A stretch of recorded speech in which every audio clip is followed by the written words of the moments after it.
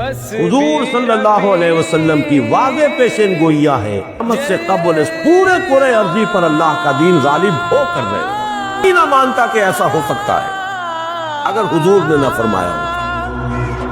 حضور سے پہلے کسی رسول کے ہاتھوں نہیں ہوا، تو ہم دیکھتے ہیں نبوت ختم، رسول ختم، رسالت ختم، ان کے ذریعے سے کیسے ہو جائے گا؟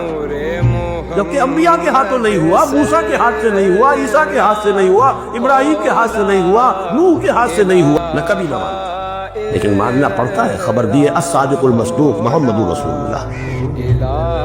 لا يبقى على ظهر الارض بيت وبر ولا بدر الا ادخل الله كلمة الاسلام۔